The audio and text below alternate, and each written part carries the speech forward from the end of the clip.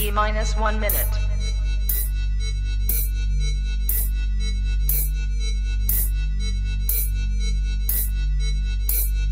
T-minus 50 seconds.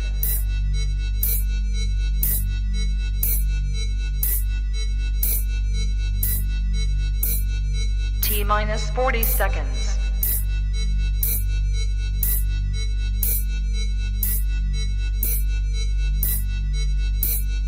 T-minus 30 seconds.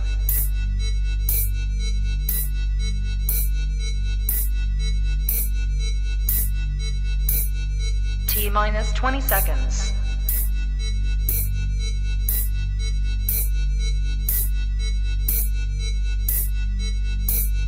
Ten, 9, 8, 7, 6, 5, 4, 3, 2, 1, 0.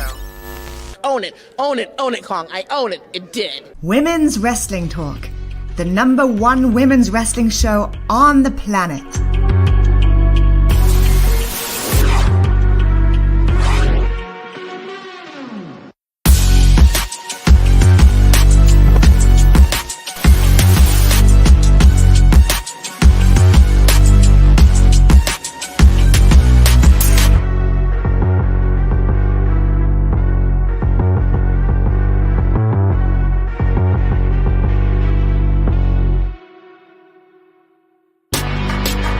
Women's Wrestling Talk, the #1 women's wrestling show on the planet.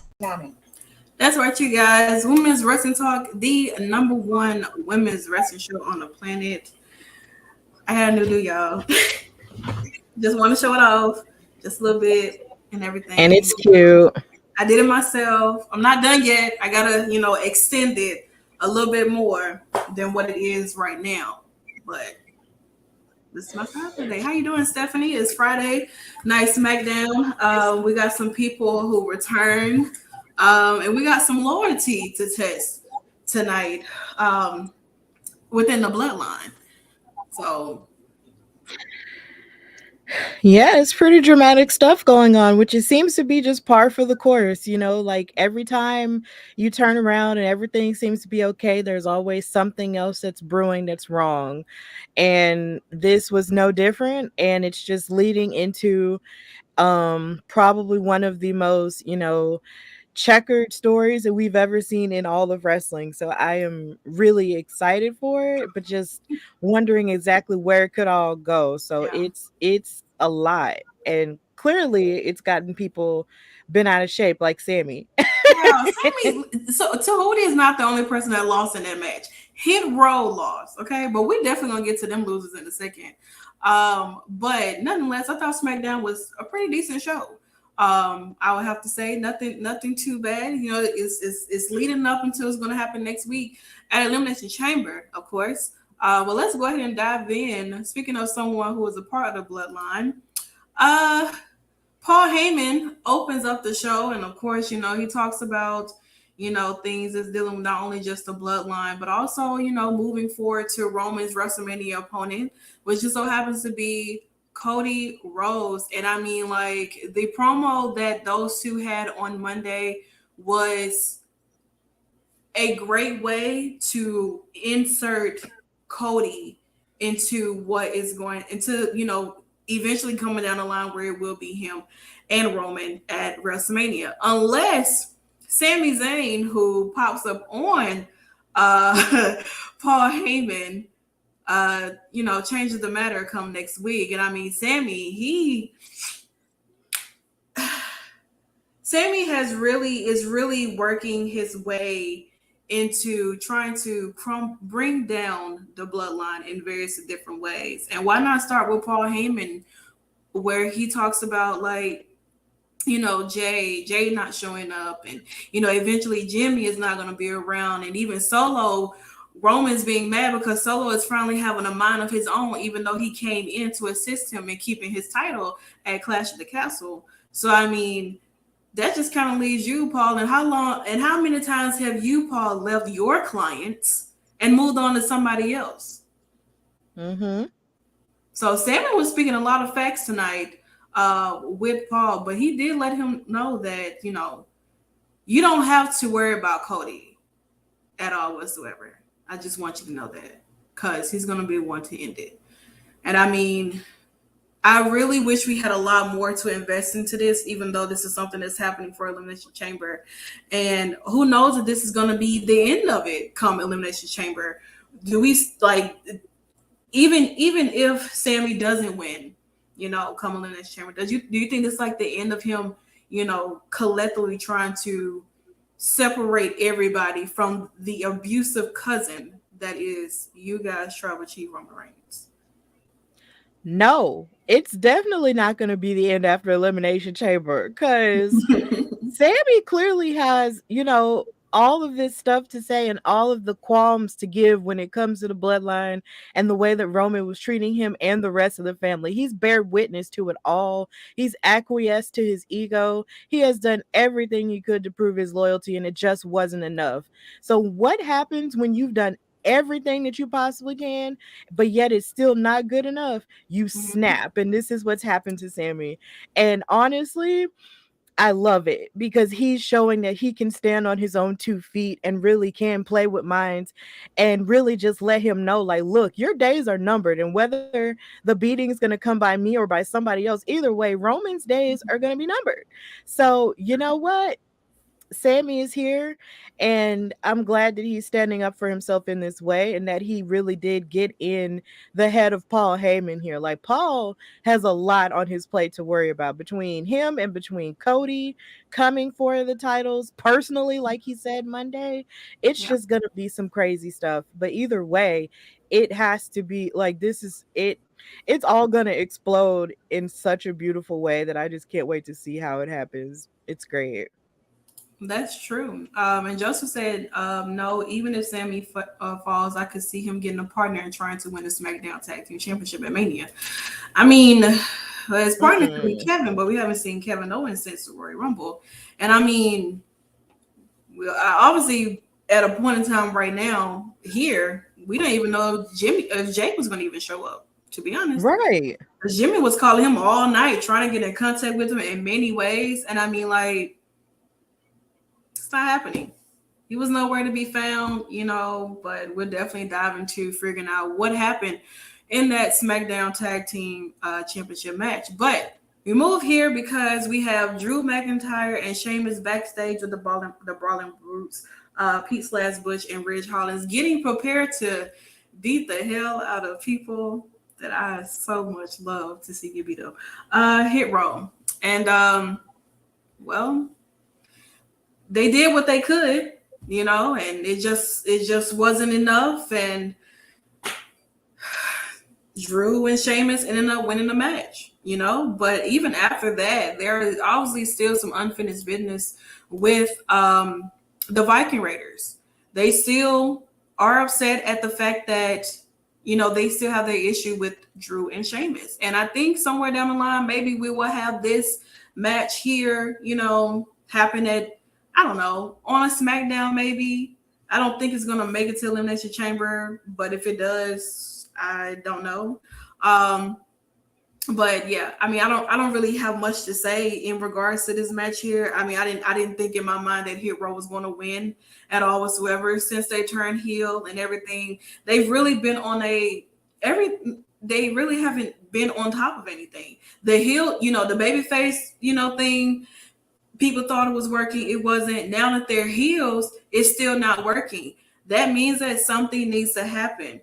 Sami, you can say that nobody cares about the Viking Raiders, but the Viking Raiders have managed to find their way to be in matches or doing things and stuff like that.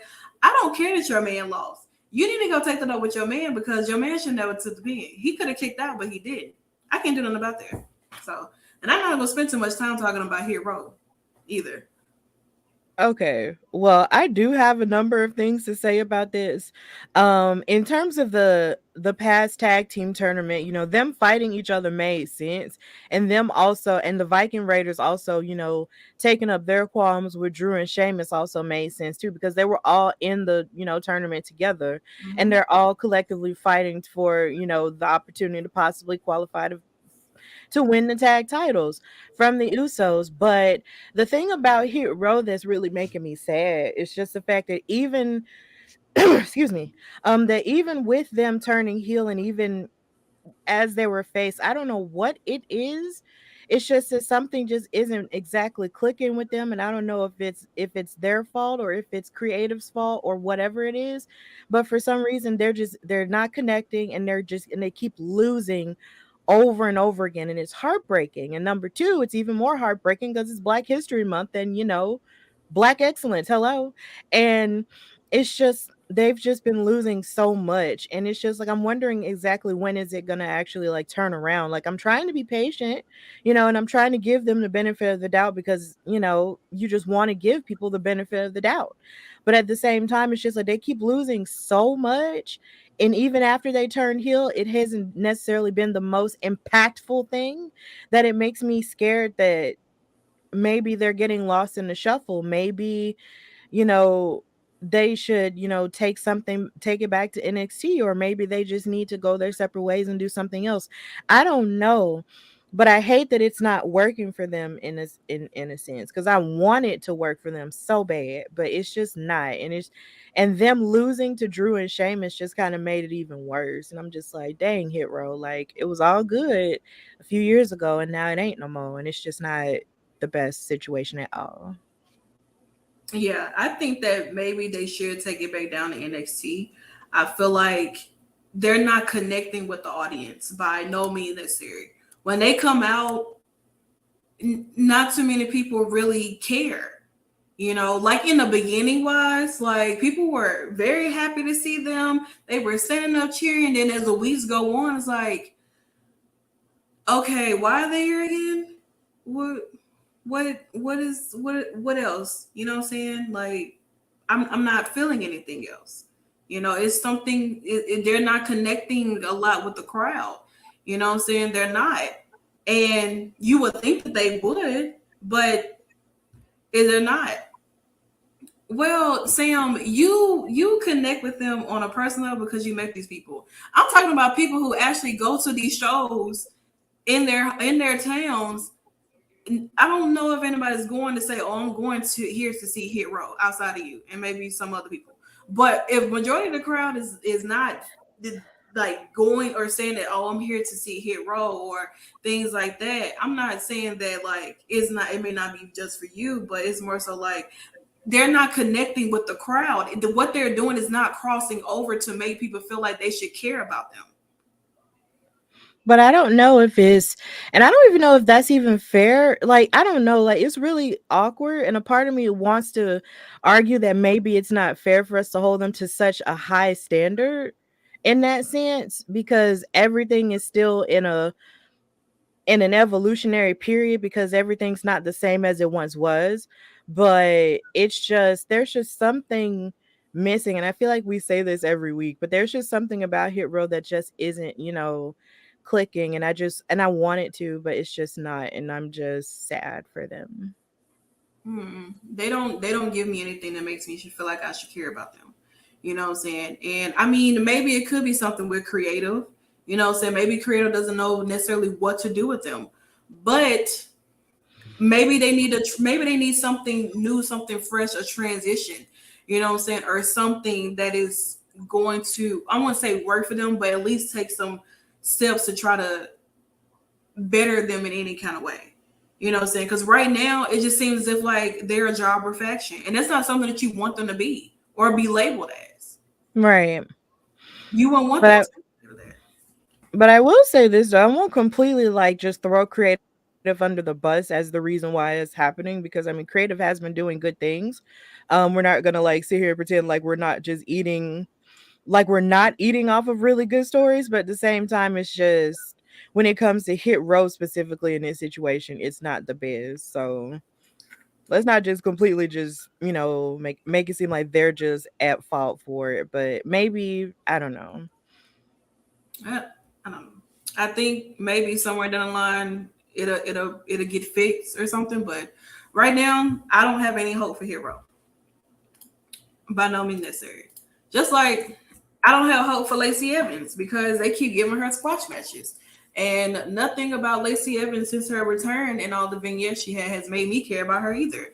And I know there's a rumor saying that WWE is not really too impressed with the work that she's been doing lately. Really? Yeah, They're saying that? Well, it's a rumor, to be exact, that WWE are not impressed with some of the talent there. They did have a list of some of the talent, like Lacey Evans, like Xia Li, like Karrion Kross, Omos. Yeah, there's a list that says that, but I don't know if it's true or not. Honestly, I don't. But she did face Carmen Harris tonight, and it was exactly what it was, a squash match. Nothing more, nothing less, and that's about it. Because when you look at Lacey Evans when she first came into WWE, and the whole little nasties and all this and that was really good. I didn't mind it, but now it's like she, of course she leaves, and then she comes back after becoming a mother, and then she gets all these vignettes, and then she comes out being a babyface, and she turns heel, and she disappears, no more vignettes, and then she comes back being a heel, and it's like cute gear, but I don't know. But I can't say anything right now because I don't know exactly what direction they plan on going in with Lacey Evans. By no means necessary, I don't. Well, I will say this though, when it comes to like Lacey Evans and the trajectory that she was on before, of course, the Royal Rumble took place, it was like it's pretty par for the course for where she was before Rumble happened. She came back as this drill sergeant girl who's just a little bit, rougher and tougher around the edges. And yeah, she did fight one jobber in the form of Jasmine Allure, and now she's fighting this one. And if this is sort of their way of building up her character and building up her viciousness a whole lot more, then it got the point across. It did what it was supposed to do. And she is basically being a villain, because even all throughout the Royal Rumble, she was telling people, she was locking people in, and she even eliminated Zelina Vega, with that camel clutch, and, dropped her outside of the ring. She was like, y'all are going to salute me and all of that.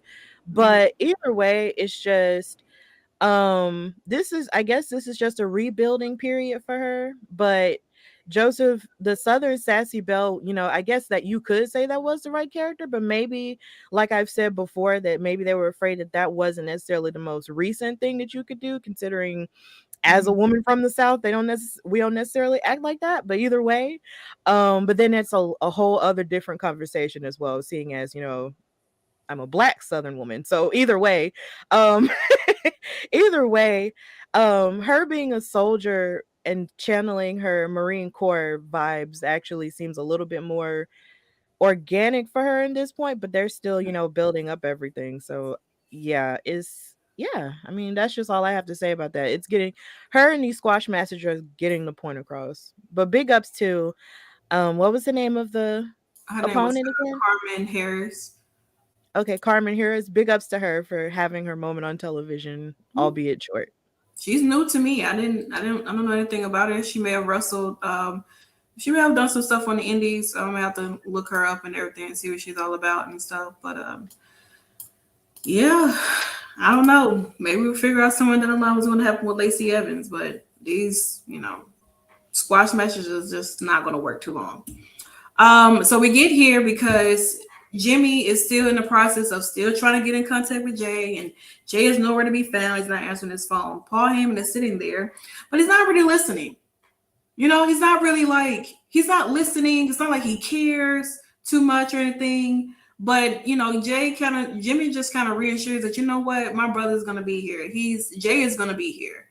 You know what I'm saying? And it's just like Paul is being really strange right now, honestly.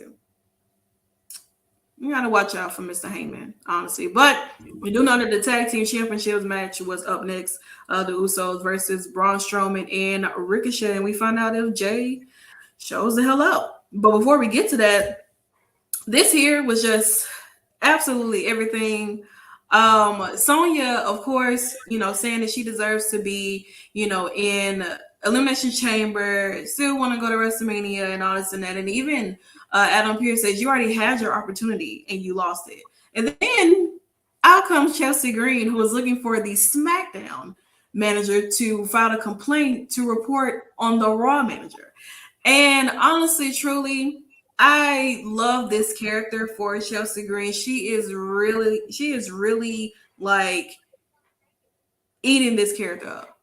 Honestly, she's doing such an amazing job, and it just really works for her. You know what I'm saying? It's really just like Chelsea Green is what Sam is trying to be whenever Hit Row loses, and he just called corporate. Yes, very much the same thing, except Chelsea Green kind of gets her way a little bit, but not so much. And because they're trying to throw their authority around, Adam Pearce says, "You know what? How about this?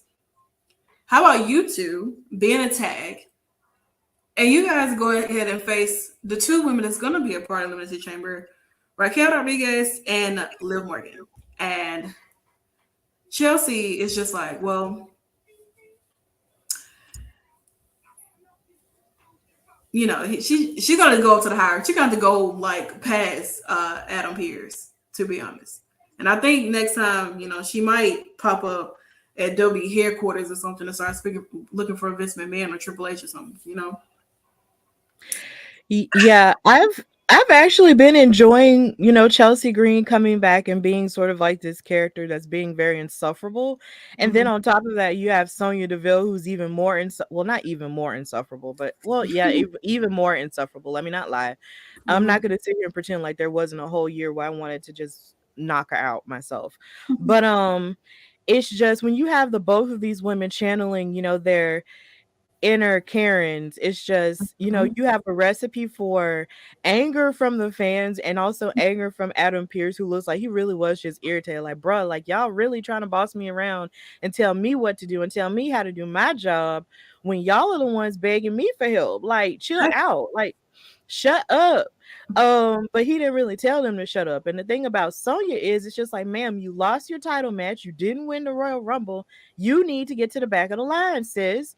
The same way y'all would be willing to tell everybody else to get to the back of the line, you need to get to the back of the line too, ma'am. Figure it out. And the thing about Chelsea is, I love her character work. She is absolutely fantastic. I remember when she would be in Impact or in other places, I would hear about her character work and not even really be watching the program that she would be on, but I would still see pictures or see videos and it would still come across as amazing. So she's fantastic when it comes to that. Her outfit looked amazing. It was giving Selena at her last concert. I loved it. But either way, I'm glad that Adam Pearce came up with a solution and was just like, look, since y'all want to fight so bad, fight with these two people. Okay. And get out of my face and stop trying to tell me how to do my job. So, yeah. I mean, eventually, later on tonight, that's exactly what they did. But we got to get to the matter of this. The Usos defending their tag titles against Braun Strowman and Ricochet. And Ricochet and Braun, they come out, and Jimmy comes out alone. You know, he does. And even after the announcement of everything, saying that he was going to go in, you know, doing this alone, Jey comes out of the crowd holding I think it was a SmackDown titles, to be exact. I think he was holding the SmackDown titles. I'm not sure.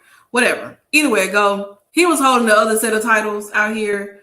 While Jimmy was in the ring, very happy, excited to see him, knew that his brother was not going to leave him down or leave him hanging. And honestly, with this match here, it was actually really good. I thoroughly enjoyed the match between, you know, Braun and Ricochet with the Usos.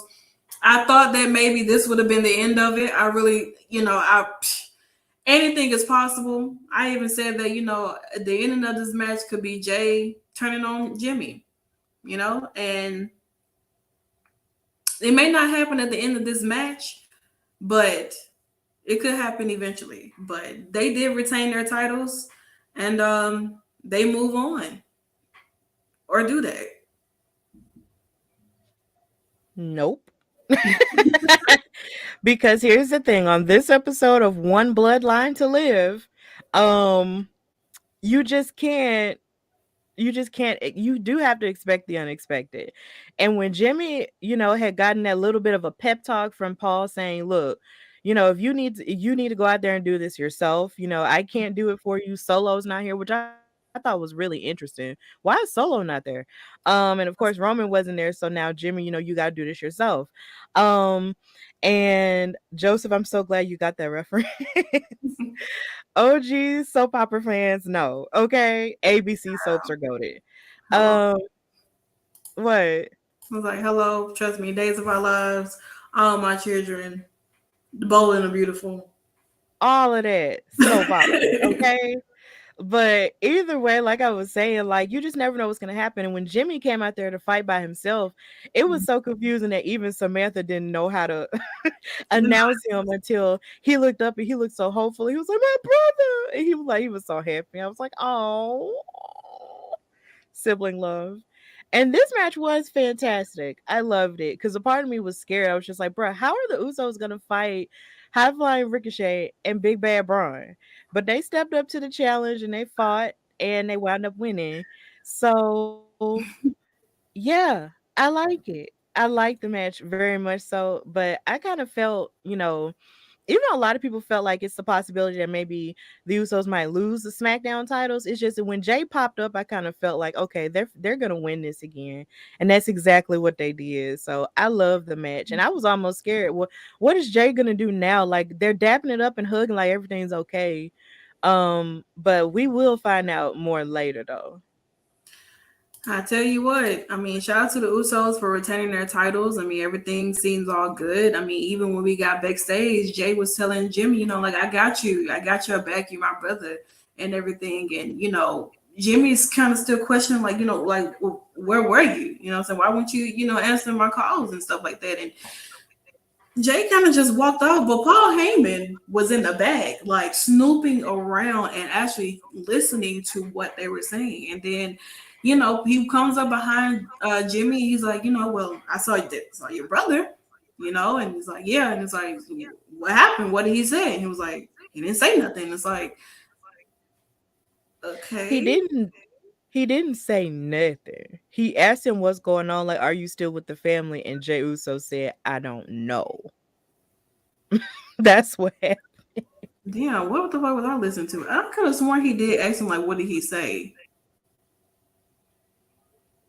No, I mean, Paul did ask Jimmy, what did he say? And then Jimmy lied and said nothing. Yeah, that's what I'm saying. Yeah. But Jey didn't say nothing. He said he didn't know, what if he was gonna come back to the bloodline or not. So it's just kind of like, oh. So he still don't know where he stands. Well, I don't think nobody knows where anybody stands in the bloodline, to be honest, because to me, it looks like eventually, like I said, it's gonna be Roman and Paul by themselves, and everybody else is just gonna disperse away from them, to be exact. Because Jimmy has a soft spot for his brother. He does. And Solo is kind of like Solo's kind of the wild card. You don't really know exactly.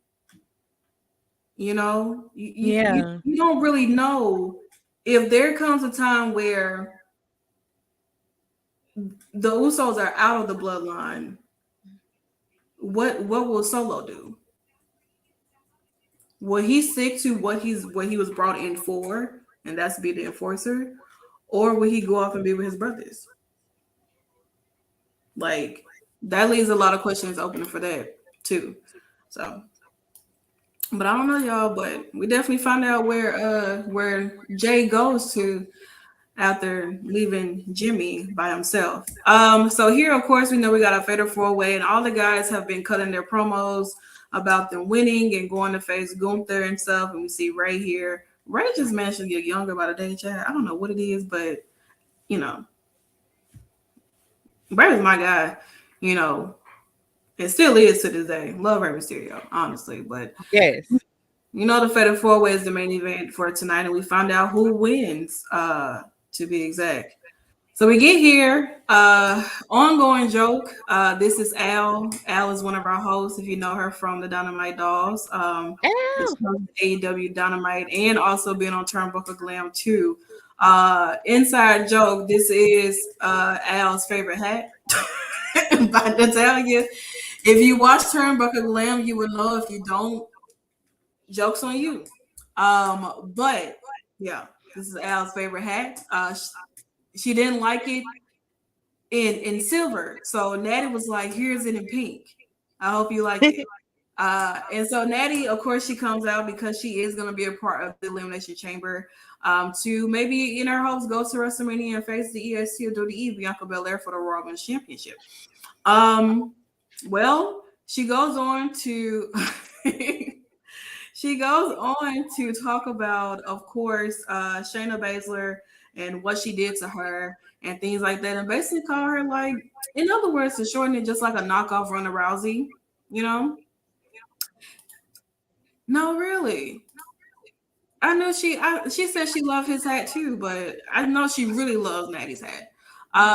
But you know, she talks about, like I said, she calls Shayna Baszler basically, like I said, a great value Ronda Rousey, and Shayna didn't take too much of a liking for that, and she comes out and she tells her, like, you know, just like, I really want people to start playing on Shayna Baszler top like that, because Shayna Baszler is a better fucking wrestler than fucking Ronda Rousey.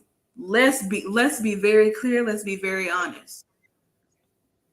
Shayna Baszler will beat the hell out of Ronda Rousey, even though but I'm just saying, I wish people stop acting as if like she's not the better wrestler. She's not the better talker. Like, she may not be the best, but I can listen to Shayna talk more than I listen to Ronda talk. Like, to be honest. Yeah, Liv did call Shayna a knockoff Ronda Rousey. It's like, she sure did. And it's like, y'all gotta do better than that. Okay? Because Shayna's better than that woman, to be honest. And what happened to Liv Morgan when she called her that? Liv Morgan was crawling on the ground trying to get her arm out the bar. So, but as things continue on, you know, rumors were circling around that people did see Ronda Rousey hanging out around in Connecticut. And well, she did show up tonight. And not only just that, but her and Shayna attacked Natty. And even Shotzi tried to come out. Well, she came out and she tried to assist and help and even out the odds. But yeah, it didn't turn out too well for either of these ladies. And they both were just laid outside the ring, while Shayna and Ronda, I guess you can say, are officially a tag team. I mean, this is what Ronda said that she wanted to do anyway.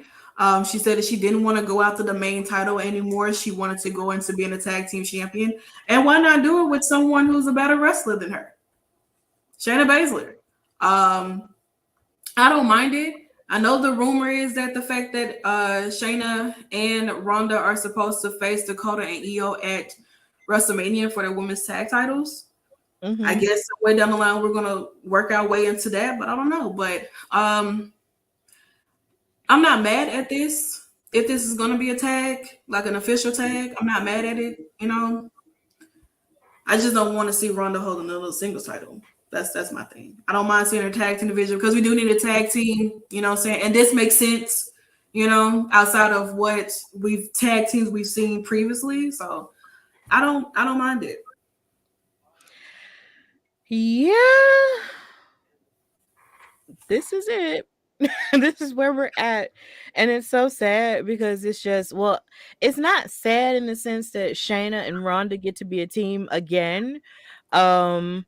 But because of course, you know, they were a team even when she was the SmackDown Women's Champion before Charlotte came back and beat her or whatever. But, you know, if they do want to go after the tag titles, it would make for an interesting story considering, Jeffrey in the comments said who's going to be the face in that rivalry if that's the case. Because Damage Control is not somebody that people have been cheering for. They're somebody that people have been booing. And they might be doing the same thing for Ronda and Shayna because they were basically bullies before, you know, Charlotte came back and beat Ronda. So part of me wonders where that's going to go, but I guess maybe that's a little bit better than just nothingness, which is what the women's tag division kind of is at this point. And then to sort of reach back into the NXT of it all, the one team that you could have had that you could have brought up to possibly face Damage Control, you broke up. But not being angry about that though, because those two are really great, standalone stars and could very well be. But at the same time, it would have even been greater if they did get called up to just be Team Toxic and beat them. But either way, the tag division is on the struggle bus, and Very it much so. needs to it needs to get off in some way, shape, or form. So I don't know. I mean, if it does happen, I think that I feel like people or they, I don't know. I don't know if too many people have much of a liking for Shayna like that. I like Shayna. I think she's absolutely amazing. But I don't know if she has that. I don't know if people like really care that much for Shayna, and I know a lot of people don't too much. Some people say so. I can personally say I do not care for Ronda Rousey in WWE, but there are some people who do like Ronda Rousey. You know what I'm saying? There are some people who do cheer for Ronda and things like that, who do, and stuff like that or whatever. But when I think of what Joseph said about would people be mad at it though, they seem not to be mad. Ronda, Ronda in her first run when she was Raw was champion. Now they hate her as a 2-time SmackDown champion, where they miss Charlotte with a passion. I just feel like when Ronda came back from to the Rumble, winning, losing at WrestleMania, then winning at Backlash, and then losing at Money in the Bank, and then losing again at SummerSlam, and then winning at Elimination Chamber. It just seems as if like people really start to pay attention and know that Ronda was not just a household name, and that she's actually not as good as people like to think her name is. Like her name is here. Her wrestling ability and like mic skills are on the ground where you literally are stepping on it. There's a big separation. There's a big gap between that. So her name itself holds weight, but her in-ring ability and mic skills, they do not by no means necessary. And then there were some people who actually did miss Charlotte though. yeah, but I feel like the worst part about it is when it comes to Ronda, like a lot of her, it felt like during her first run, because Jeffrey did mention 2018 Ronda. It's like during her first run, she had a lot to prove, considering that was wrestling was something that she hadn't really done before, but yet she was an MMA girl and she was very dominant over there, Yeah. until she wasn't anymore. And she had a lot to prove with that. And she, showed that she really did, kind of love it, and take a liking to it, until of course she lost the Raw Women's title at the first women's main event. But it felt like after she lost and then she wasn't with WWE for a minute, it felt like maybe she, with her, of course, having a child and doing everything else, it just seemed like wrestling sort of took a back seat to that, and maybe she felt like she didn't have to do as much or go as hard or whatever. But I don't want to make that assumption, because of course I don't know her and I don't know what her motivations are, what she's got going on in her regular life like that. But at the same time, it just felt like a long time ago during her first one, she had more of a passion and that she cared more about improving than she does here now. And it's weird. And I just don't know what changed. Like, I don't know what happened between then and now.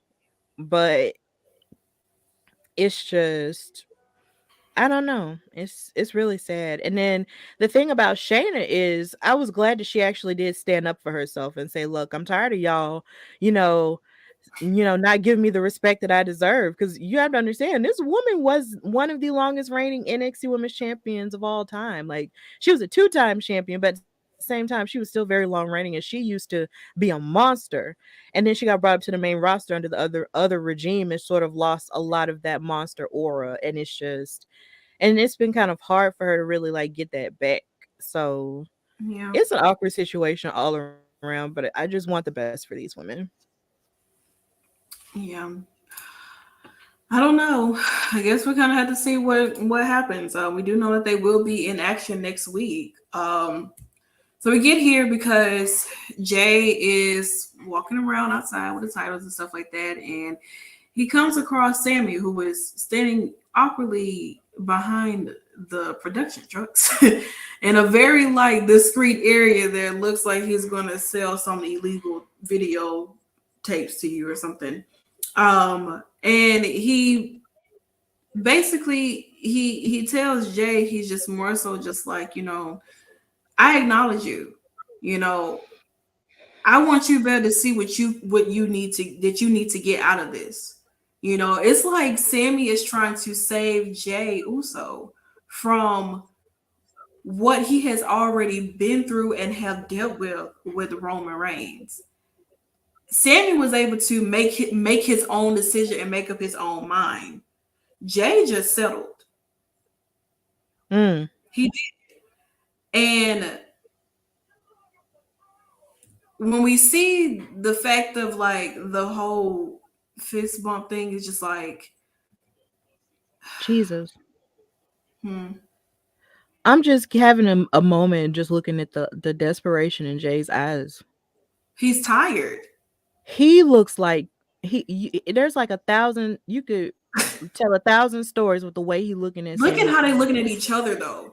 Right. He knows that Jey wants to get out of this, but Jey he knows what it's like to have been in to get what Sami had got at Royal Rumble. He knows that firsthand. You know what I'm saying? And it's like he truly built, even though he hated Sami in the beginning, when he finally accepted him, he truly accepted Sami. And for Sami to say that, you know, I acknowledge you, we are creating something within the bloodline. The layers, Lord.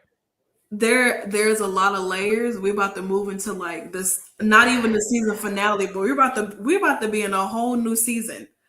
Honestly, this is like an anime manga.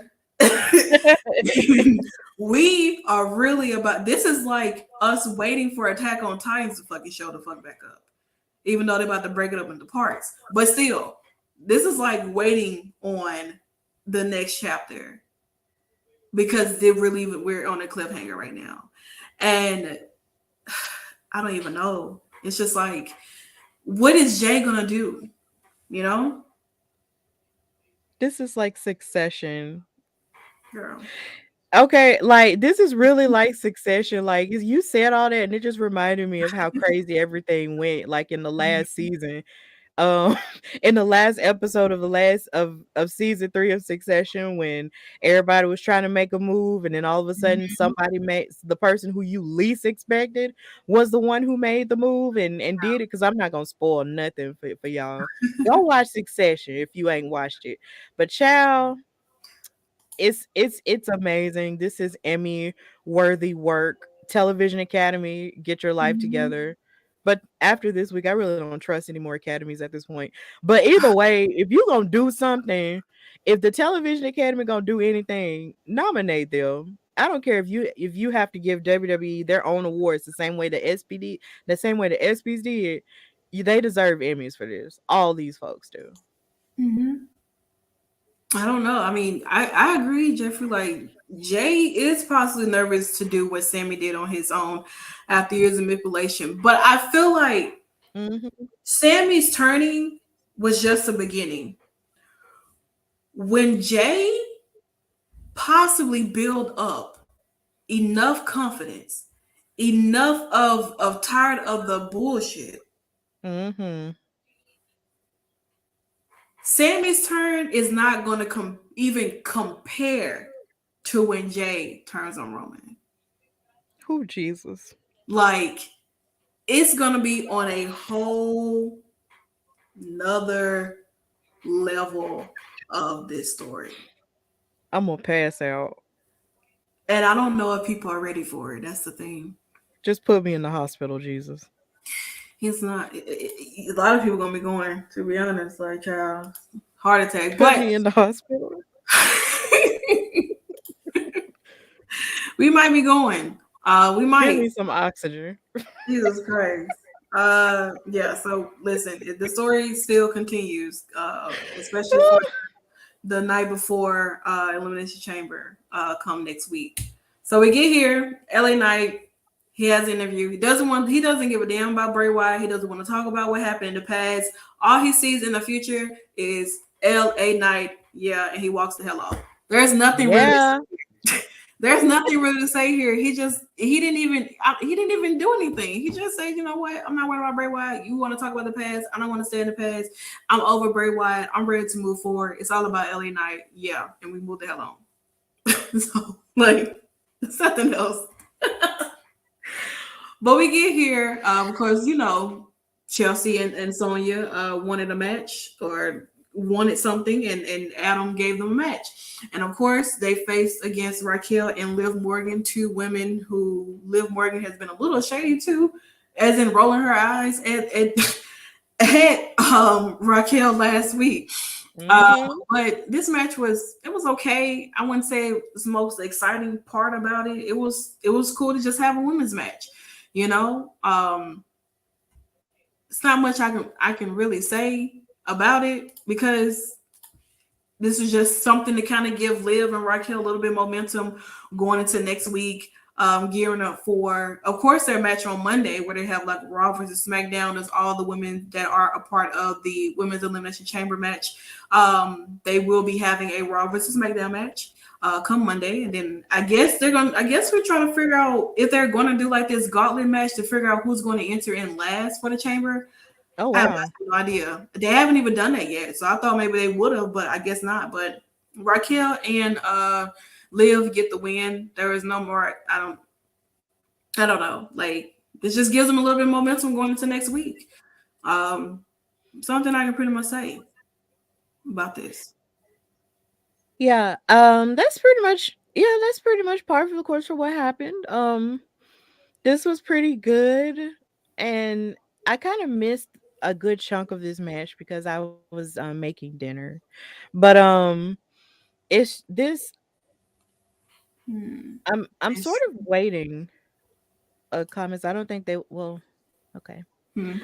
Oh yeah, he was like, I don't think they will. He's talking in regards to like the gauntlet match and everything. I thought maybe they would have done it because I know they did it last year and stuff. So I thought maybe they would possibly do it, this week. But if Natty is gonna be in a match next week, I don't know what they're gonna do. Maybe I thought maybe like when I said this on Monday when they announced the match that maybe whoever wins, they're the ones who kind of get to go in last. You know what I'm saying? Like whichever side wins, they get to go in last. They get to like go last in order of the chamber. So let's say if Asuka, Carmella, and what was the other person? I can't remember. It's somebody else is in the chamber that's on Raw. Give me a second. No, it's Asuka. I know that it is Carmella. Mia's not in the chamber. Wait, no, she's not. Oh yeah, she's not in the chamber. Dang. Y'all, I'm having a brain fart. It's so much going on. Give me a second, because I do remember who was a part of this match. I just trying to figure out exactly who it is, because I do know there's supposed to be. I know for a fact that there is supposed to be Nikki Cross. Yeah, there we go. Of course, she's forgettable. So it's supposed to be Carmella. Yeah, it's supposed to be Carmella, Nikki Cross, and Asuka versus Raquel, Liv Morgan, and Natalya come Monday. And I was saying that whoever wins, so let's just say if the Raw team wins and whoever gets the pin, they get to go last. So let's just say if Asuka pins Liv Morgan or something, Asuka gets to go in last and Liv goes in first for the Elimination Chamber, and then Nikki or Carmella will come out, following afterwards, like going last wise. That's just what I thought, but I don't know. I have no idea at all whatsoever.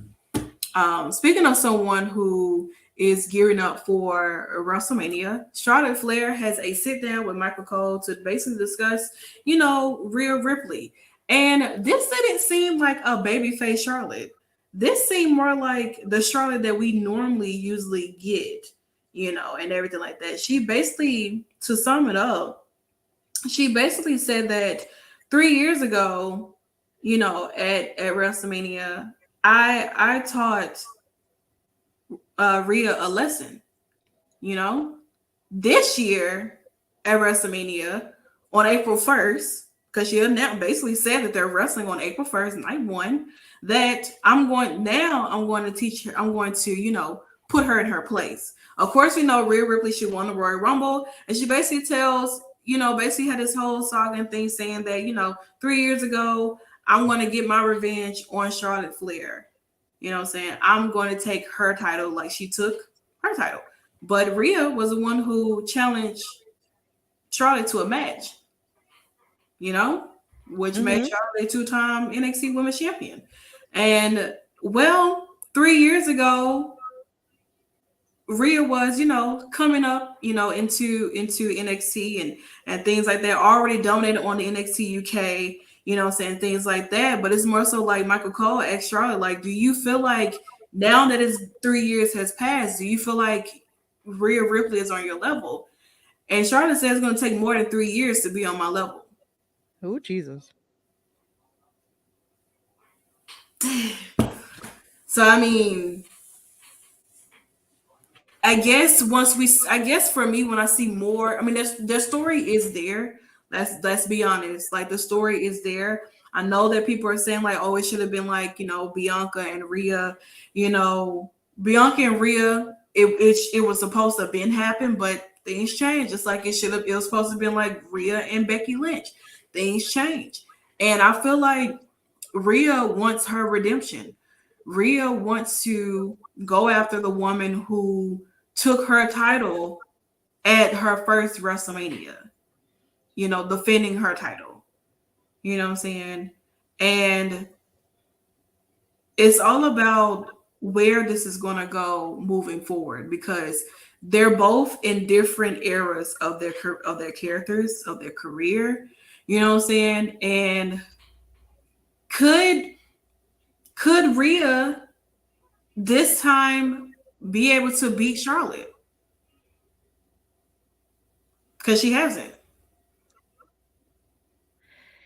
Yeah, I feel like in this iteration of Charlotte, even though she was talking about it, and talking about how Rhea, needed to be taught a lesson back then because she was green or whatever, I feel like she was operating from a definition of green from not having been on the main roster in comparison to NXT.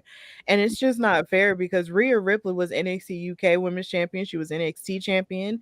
Like, and even with her challenging Charlotte 3 years ago, she challenged her right in the midst of her feuding with Bianca Belair. And they were both operating on the highest level. And the idea that she would call her green was just kind of like a little bit harsh. But I guess maybe they're trying to lean into the idea that just because you're nice and because you're a face doesn't necessarily mean that you can't tell your truth and can't be honest. And when it comes to the main roster level of things, maybe Rhea really wasn't that ready to her. Yeah. And then you also have to tie in the fact that Rhea has lost to Charlotte twice, not just once, twice. And like, because she lost to Charlotte at SummerSlam in 2021, when she was fighting with Nikki ASH for the Raw Women's title. But a lot of people here again forget that because of other events that took place during that.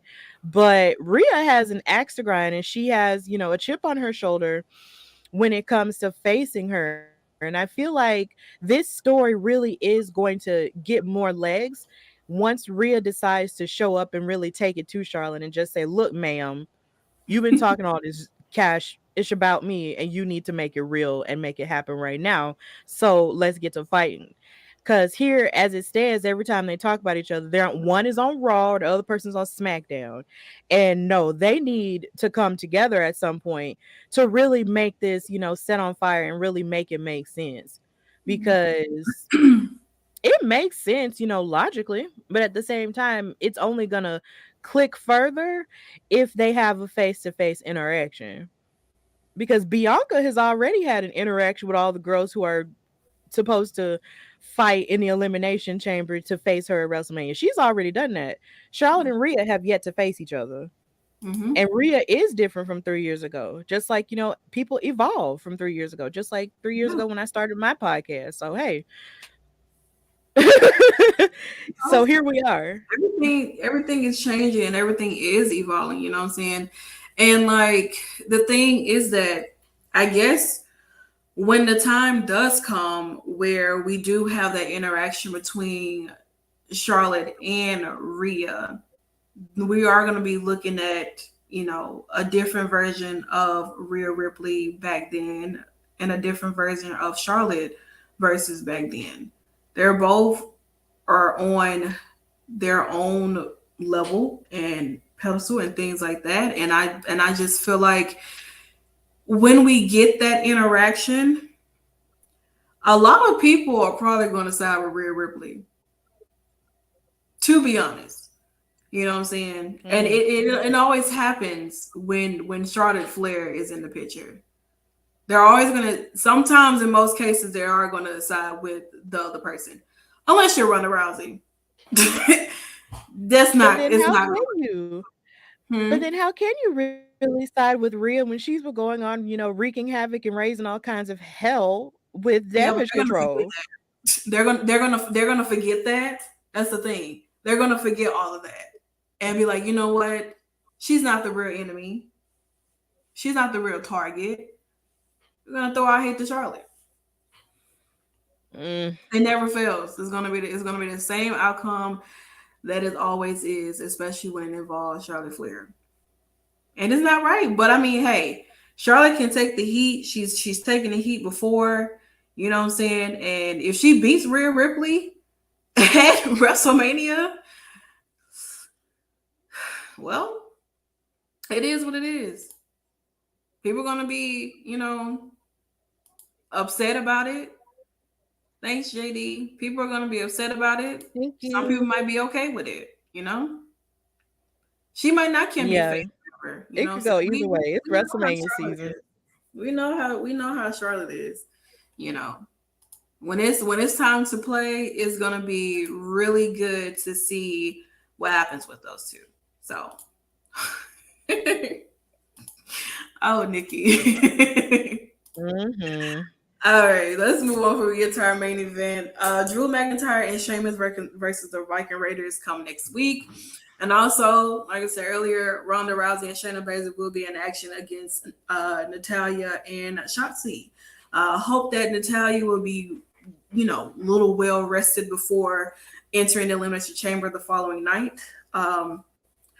Who knows? I don't know, but here we are at our main event. Madcap Moss versus Rey Mysterio versus Karrion Kross versus Santos Escobar.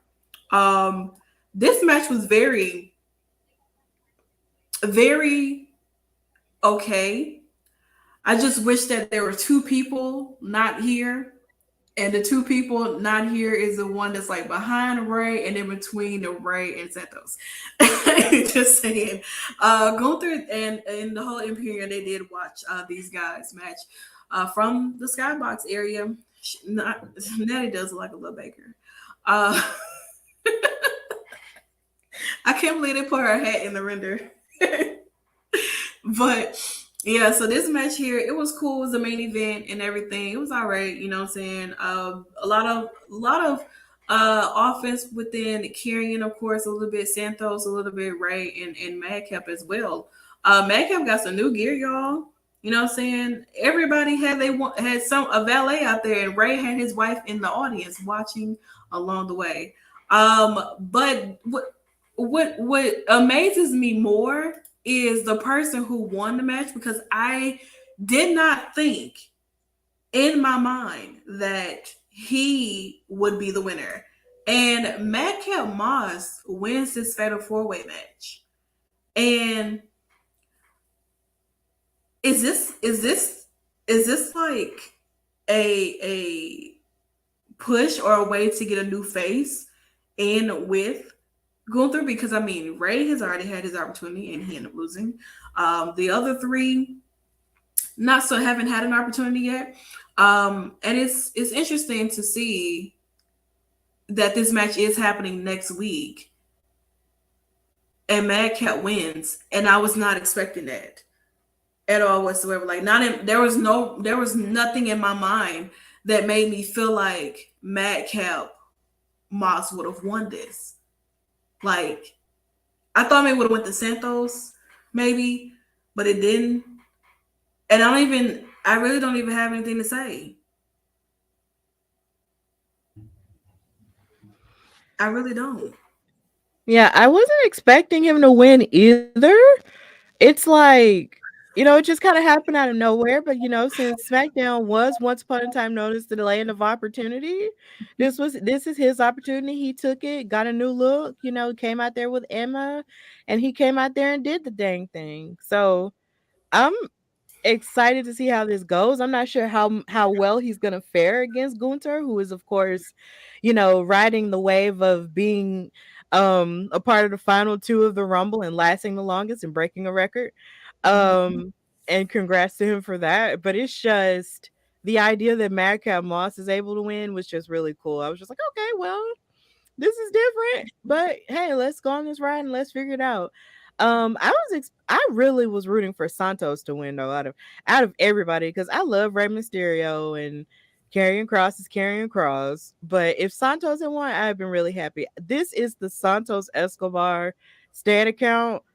Like, he deserves more things, okay?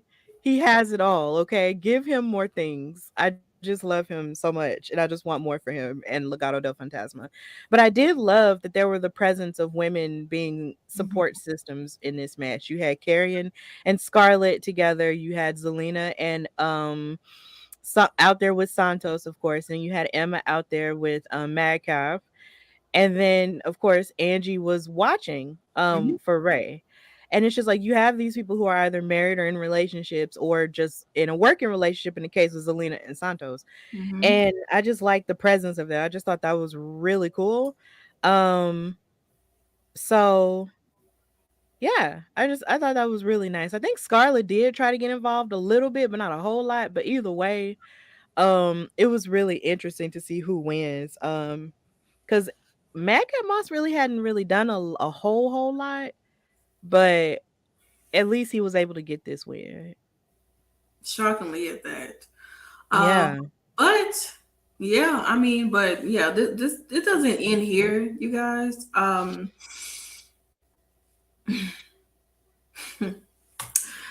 Yeah, so we get here, and Paul, he comes in on Jimmy, and he basically tells him that they need to stay home. Like, he wants him and Jay, so everybody's, well, him and Jay basically to stay home, next week, and watch SmackDown from home. Roman's orders, to be exact. Some things are shown on TV that you don't get to see live. Mm-hmm. And well, it kind of just makes you feel like there's going to be a lot of silence at the Elimination Chamber. Oh, Jesus. And that's all I'm going to say about that. We're gonna mess around and have another trial. You are. And this time, Jimmy is going to be on there. Maybe Jay. Jay might be Both on of them. everybody. Oh, He Jesus. definitely watched everything tonight on his island of relevancy. But yeah, I mean, of course, Mm. yeah, everybody knows that, the Usos are banned from Canada and stuff because, yeah, you get it. We know. All right, but yeah, that pretty much ends, kind of like SmackDown and stuff. I completely forgot about that part. Yeah, I was like, oh I was yeah. like, cause I'm like, we got like 2 minutes left. I'm like, what y'all gonna do in 2 minutes? I thought maybe they're gonna keep it on Madcap or something, but they went to this, and I was like, and when Paul said what he said, I was like, oh, okay, all right. I guess we'll find out what happens at the Elimination Chamber. We're gonna find out what happened at Elimination Chamber. We're also gonna find out what happens after Elimination Chamber when everybody is back. But yeah, guys, that was pretty much the end of SmackDown. And of course, it doesn't stop here. We move over to Rampage, and I let Stephanie do her thing, and I sit.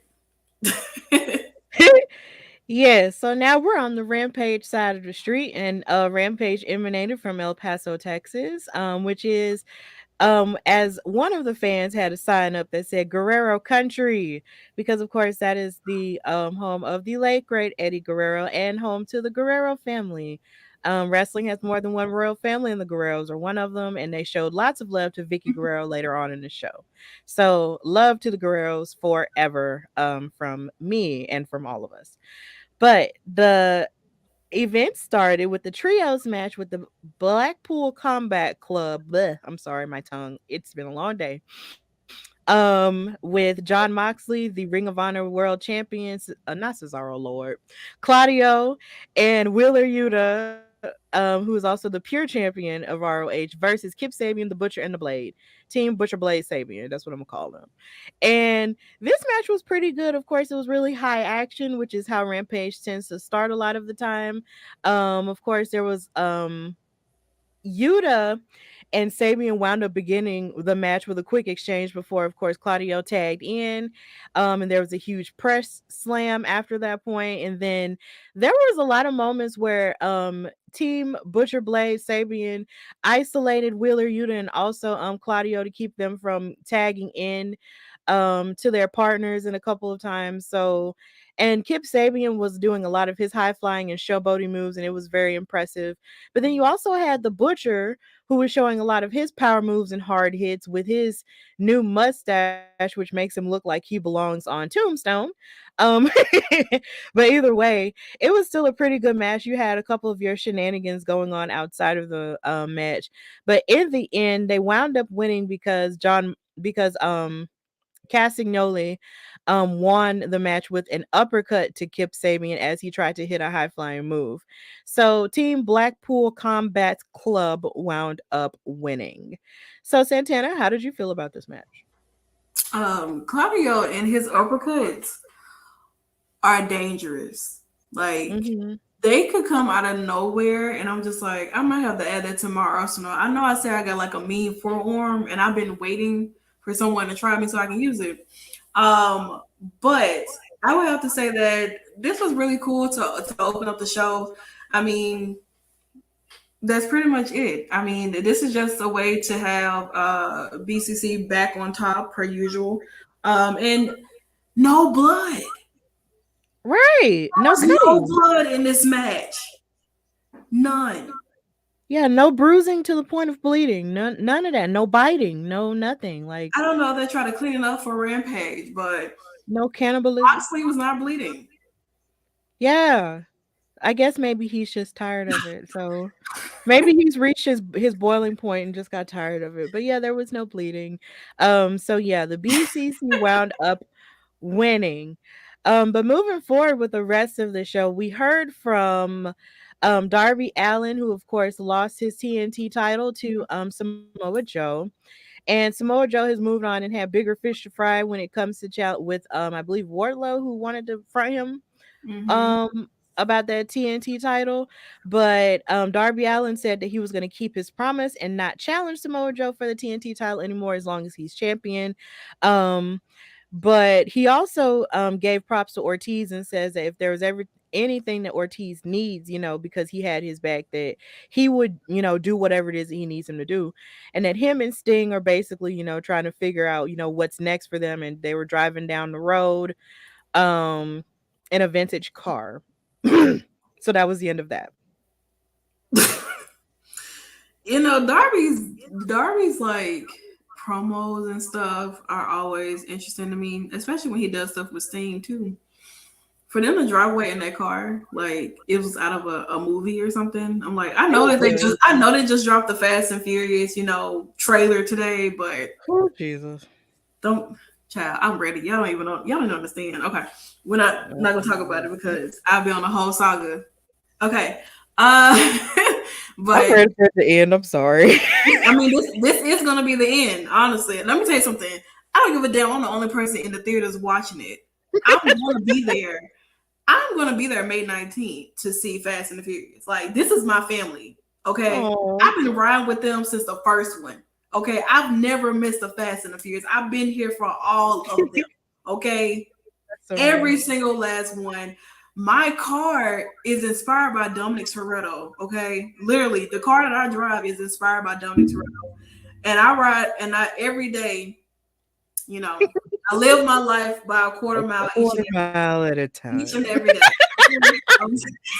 Girl. I live by that statement. Okay. Yes. Live by the What statement. what exactly does that statement mean, Santana? Because I don't know. It just means like, you know, you just living your life. You know what I'm saying? It doesn't matter if you're walking distance, if you're driving, if you're on a plane or whatever. You live your life by a quarter mile. No matter what. You're just living your fucking life. And whatever the fuck happens, you had a good ass time. Okay.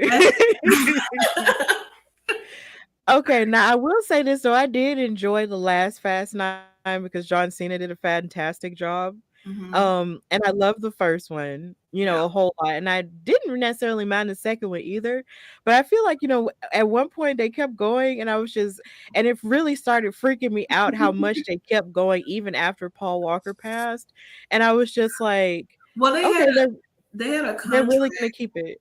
Yeah, Huh? they had a contract to give 10 movies anyway. Okay, So yeah. it was very unfortunate for what Very, happened to yeah. Paul. I was just like, I I was was so devastated. devastated.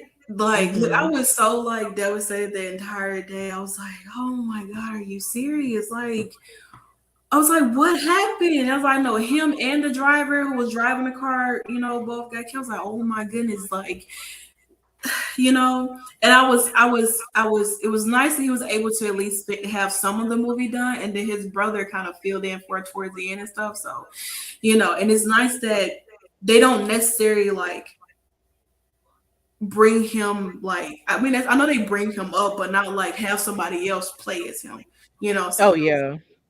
that's But what yeah. I was saying. But back to But yeah, wrestling. I enjoyed the last one with John Cena in it because I just loved his performance in it. He's He back at gave this us one. yeah, I know. I saw the preview. Like he you know he did a really good job in it, and I Mhm. love the story and the backstory of them being brothers and stuff. Like that was really cool. I enjoyed that, but it literally freaks me out that that franchise has been going since I was like in the third grade. I That was know. when my sister was born. And it's just so funny to me. But either way, you know, I Doesn't respect mean that that's one of that's your favorite franchise though. I have I no love it. idea. I listen. They have one of the best soundtracks, like honestly, for a movie. I'm so excited. Yes. Y'all didn't understand. Okay. Yes, but back to the Rampage side of things. So we get this segment with the Impractical Jokers. Now I know that there was a segment that I heard that they had on Wednesday on Dynamite, but I wasn't exactly sure because I didn't watch it because I was recording my 3rd anniversary episode of the Hardy Wrestling podcast while this was on. And I had an interview before that too, so I had a really busy night. But either way, the Impractical Jokers came out and they were joking around with Chris Jericho's bat. Um and I believe the bat is named Frank. Is it named Frank or is it named something else? Child, don't ask me. I have no idea. I don't even watch them. Okay, I don't watch the Impractical Jokers either, but I just hear a lot about them. So that's really it. And of course they were joking around and with Chris Jericho who was on commentary. Just like, look, we were just joking with you, you know, we just took your bat for fun, you know, you can come and get it back. But then Chris Jericho was like, no, you know what? I'm not even gonna get it back from you right now. I'm just gonna send my friends to do it. And out comes all the JAS jumping on the Impractical Jokers, you know, just beating up on him, and then they got the bat. And then you had Chris Jericho walking off with his sparkly pants on, which I need, and because they were cute, and they took his bat back. And then after that, and then they slammed the Impractical Jokers through a table, and I was just like, oh my god, dang. That's so sad. But you know, that was pretty much it. You know, they advertised, you know, Impractical Jokers more because you know that's TBS, TNT things. And So they also have a new season coming out too, so that's the only reason why they're here. yeah, okay, well, there's that. I'm sorry. That sounded real bad. I'm sorry. That really did sound rude. Oh my god. Oh my god. Oh my god. Oh god. Okay. Um so yeah, moving on. We did hear from Dustin Rhodes, the natural. And Lexi Nair, of course, was talking to him in a warehouse of sorts, and she asked him, you know, how he was feeling about things since he came back. um from having to deal with the idea of Swerve coming at him and insulting his family that has actually won championships and Royal Rumbles. And so Dustin basically talked about how he just couldn't stand how Swerve was coming at him and how disrespectful he's been, and basically how everything he's been through, since he's been in the world of professional wrestling, makes him more qualified and makes him more, experienced than Swerve Strickland. And that's the truth. I mean, Dustin has really been out here like this is here again the royal family thing, and then on top of that it's just like he has the experience, and he's done more than Swerve has probably done in his collective lifetime because he's younger. And Dustin was like, look, if you want to bring up my family name and if you want to jump me with these affiliates that you got and want to pretend like you're this mogul, this entertainment god or whatever, even though he's really not that, because that's what Beyonce is, he needs to, chill out. And so he basically said, so since you want to fight, we're gonna fight next week. And then he was ready to go right then, but then up he turns around and then up pops the mogul affiliates, jumping him from behind and throwing him against a wooden plaque thing. And then up walks him looking like he just stepped out of an episode of Power and challenges him properly for the match. And then he tells him Happy Black History Month. And I was just like, you are just... I'm not gonna lie, this is my favorite segment of the night. Really? How do you allow two white men to jump another white man, and you being someone who is black tell another white man Happy Black History Month when your affiliates are white men? And when he... I just didn't understand. Like, Swerve is like, he's a menace to society. Funny in so many wrong ways. I don't I just don't understand. It just didn't make any sense. It's just like for me, I'm just like, I couldn't do nothing but just like, I just couldn't do nothing but laugh in this moment, because it's more so like, why would you even say that after this? Like, why do you say, what's the core? I mean, I know it's Black History Month, but what are we doing? What point does this prove? Because I know the black community as a whole collectively love the Rhodes family because we respect Dusty and we respect Cody. But the truth is, none of them are black, right? So why would you say that to him? I guess he was utilizing that as a form of power over him. Like, Happy Black History Month. Now I would tell you what I said, but I'm trying to keep it cute and professional. So yeah, Swerve is out here and they're gonna fight next week, and I'm ready for it. So moving on, we have a women's match because this is women's wrestling talk, the number one women's wrestling show on the planet, and we're gonna talk about this match. It was Ruby Soho versus Marina Shafir, and honestly, this really surprised me because I hadn't really seen much of Marina Shafir lately. And I'm wondering if she's still going by that nickname, calling herself the Problem. So, and she came out, of course, with Vicky Guerrero, who got a great ovation because, of course, they're in El Paso, Texas. Mm-hmm. And this match was okay for the most part. Yeah, it was pretty okay for the most part. Ruby was basically, keeping up a good fight from a lot of it. And then Marina was showing a lot of her submission work. And of course, her MMA background where she's fighting barefoot and stuff. So she was utilizing a lot of her legs and feet action there. And then of course they went to picture in picture, which is something that makes me sad.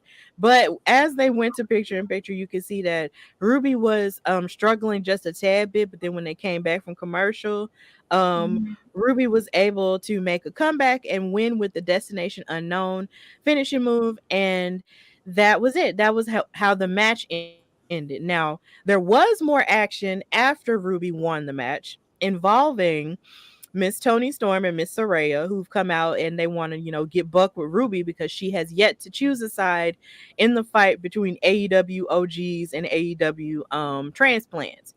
Still trying to find a better name for that.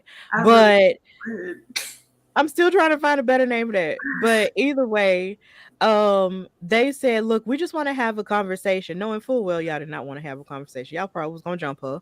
But before they could get to the ring, guess who attacks them? Dr. Britt Baker, DMD, and the AEW World Women's Champion, Jamie Hayter. They started attacking them and started beating them up, and then the referees and security tries to break them up from a fight, while Ruby was just standing there in the ring, just staring at them like they was all crazy, like, girl, what the heck is going on? Why are y'all doing all this? But on commentary, they made the announcement that Toni, even in the midst of Dr. Britt and Jamie fighting, I'm not sure if Dr. Britt is cleared fully to compete, but she was throwing in punches like she was. But either way, Tony Khan made the announcement that Toni, Saraya, and Ruby are going to be fighting in a triple threat match on Wednesday. And this kind of surprised me because I'm just like, Ruby didn't do anything. She didn't participate in the brawl. So why is she being booked to fight these two? If anything, I would have thought you would have booked a tag team match between Dr. Britt and Jamie versus Toni and Saraya, but that's not what happened. And really, that was all that happened in terms of, the women. But either way, it was still pretty insane for what it was. So, Santana, how did you feel about the match and all the events that happened afterward? I mean, the events that happened was more exciting than the match. To be honest, I mean, the match was cool. It was all right. It was straight. Nice win for Ruby. But Ruby looks like a mom who has 4 girls that just can't seem to get along, and she's waiting for their father to get home to handle the situation because she's fed up. And she's about to send them to grandma's house, to be honest. But I don't know. I mean, Ruby's kind of like in that situation where she doesn't really know, who she wants to side with and stuff like that. Do you side with, Britt, someone who you came in having some issues with and having your match against and matches against and stuff like that, alongside with Jamie, or do you go with Saraya and Toni, who come from a company that you once were in? So it's kind of like, maybe, I mean, like Joseph said, maybe this could be a way where, depending on the outcome of that triple threat match, maybe Ruby would make her decision. Maybe. So. Girl, they was fighting down there. Okay, they look like a fight in the front of the school. 2 siblings, two siblings. 4 siblings out there. Just fighting. It reminds me of those girls. I remember seeing a sister fight outside of my classroom in high school, where I was in the art room. I was in the art room or whatever room this was, and we had like a big glass window. And there, some schools had like portables, or where you have classes in and stuff like that. And all I know is that I saw one of the sisters fighting two of the other sisters, right? Mm-hmm. And the girl was getting jumped, and out of nowhere, the sister that was getting jumped, her sister comes between like 3 other portables. I mean, out of nowhere, you know what I'm saying, and like joins in the fight. So now it's like a big brawl, and honestly, still to the day, one of the best fights I've ever seen. Outside of the riot that we had when our principal decided that he wanted to leave, and everybody was mad about it. But other than that, girl, we had a riot. That was a riot at my high school because our favorite principal decided that he wanted to retire and leave, and so that meant that somebody that we did not care for was going to be in charge. And so, child, I mean, they had honestly, truly, it felt like how it was at Mean Girls when Regina George put all the notes of the burn book inside the people's locker rooms and everything was going crazy. That's exactly how it turned out. But yeah, he does. So I felt like Ruby in this situation, just like, what the fuck is going on here? Honestly, that's the main thing. I did not ask for none of this at all. I'm sorry. Oh my god. That sounds Done telling my story Incredible. tonight, maybe, but child, listen, I went to a very interesting school, I will say. Seen somebody get Yeah. stabbed. I seen somebody get stabbed on my first day of school, and I was like, wow. Oh no. It didn't bother me. I was just like, wow. She shouldn't. No. I was like, well, this is why you don't go to the fights. You sit back and you wait until somebody sends video around. Yeah, it's You know? just like my mom used to always say, you don't run to the fights, you run away from them. Well, trust me, I've never ran to a fight. I was always managed to be in a sitting area where I can see everything that's happening. Well, So, I just ran away. Like I was the hey, I did what my mom said. I ran away. Okay. it didn't, because it wasn't me. The same way, like in middle school, like when I had first moved to a new state, the school that I went to, I saw this girl and this guy get the fighting. I don't know how it transpired, but all I can tell you is that boy lost a shoe, and the only thing that was left inside after everybody cleaned up was the damn shoe. That's all I can tell you. Afterwards, I was like, I'm telling you, I was about to go to my French class, and I was standing in the hallway, and I was like, all I know is that I saw this girl and this guy fighting, and the guy lost his shoe, and the only thing that was left there was his shoe. And I remember because it was a white Nike shoe, and I was like, wow. First day, I started realizing my first days of schools are not great. Honestly, I'm serious. Like there's always a situation happening.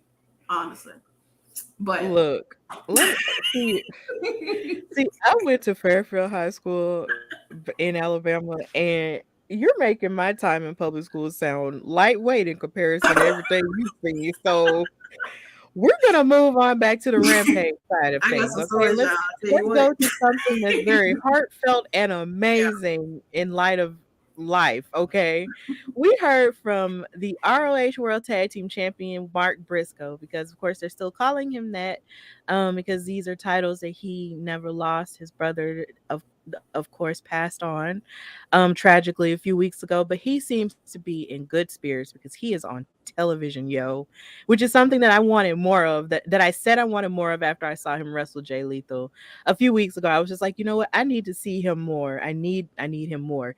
And he seemed like he was in really good spirits. He was talking about, how he was just ready to get stuff cracking and how excited he was to be there.